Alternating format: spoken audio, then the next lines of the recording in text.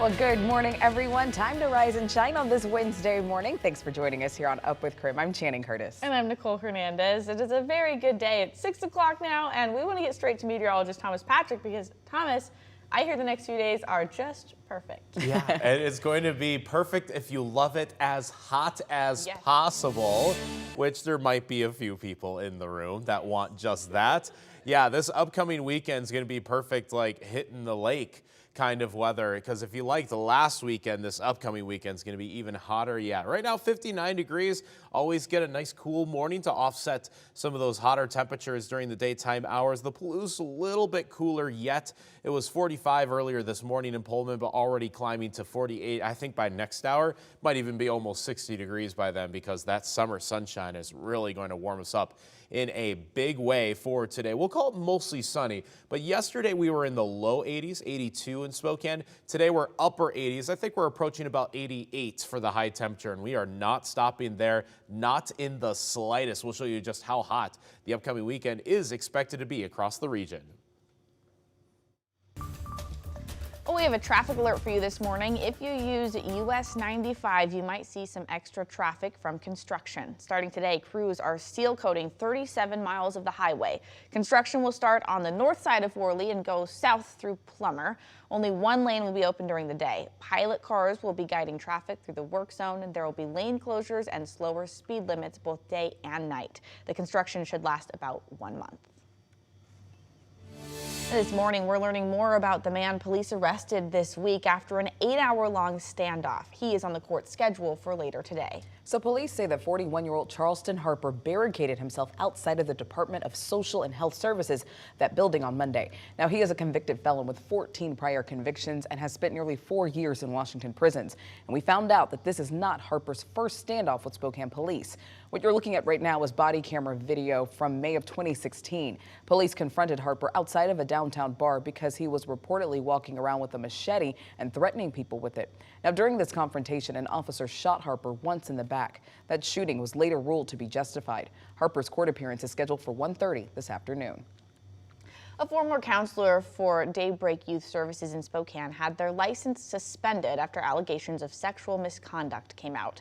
Court documents say Madison Tabor had an inappropriate sexual relationship with a minor female patient she was working with at Daybreak. Documents say in October of 2021, she actually ignored warnings from staff about not spending one-on-one time with that patient. And Tabor's alleged actions are not just with one patient. Several others came forward accusing her of sexual misconduct, malpractice, and other violations.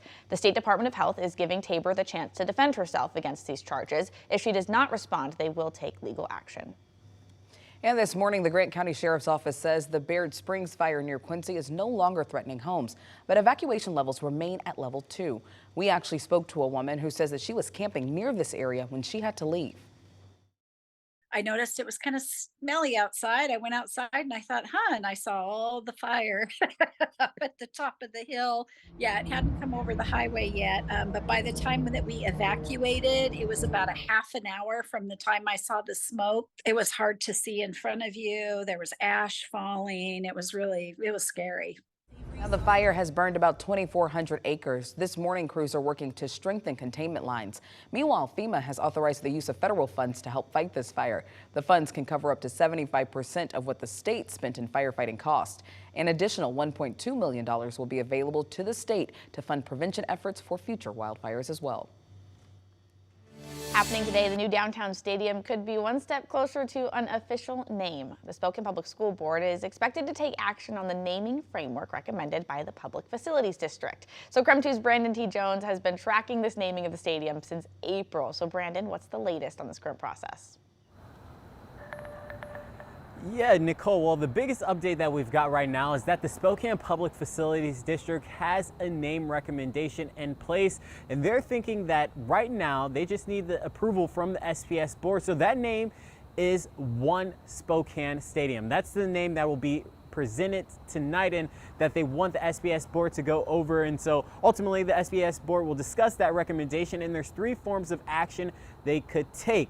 The first option, the board could approve the current recommendation provided that any inclusion of a sponsor name for the stadium or the field will be subject to review by both the PFD and SBS boards. The second option, they could provide a statement of support or endorsement for the name of One Spokane Stadium, but reserve final approval until a sponsorship proposal is provided by the PFD.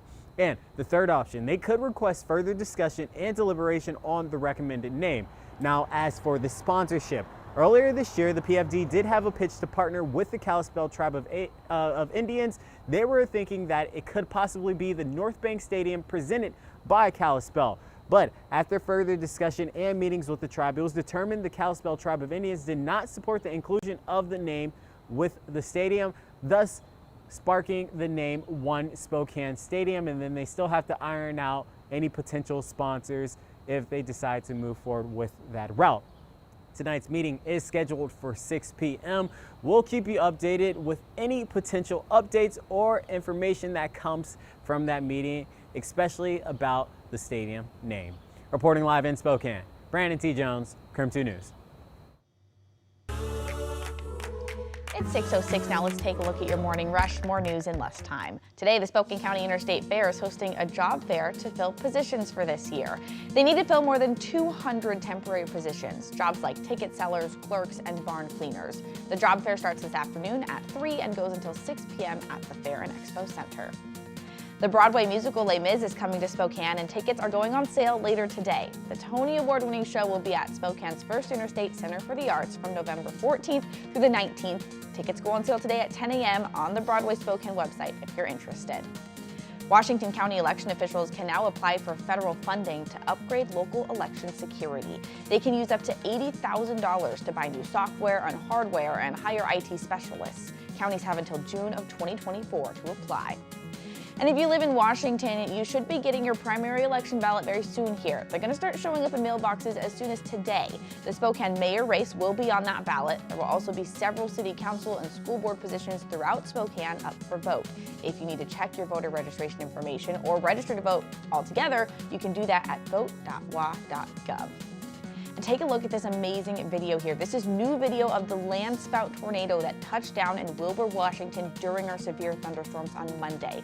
The National Weather Service of Spokane confirmed the funnel touched down 2 miles west-southwest of the airport. We don't know how big the tornado was or how long it was on the ground at this point. That's a look at your morning rush.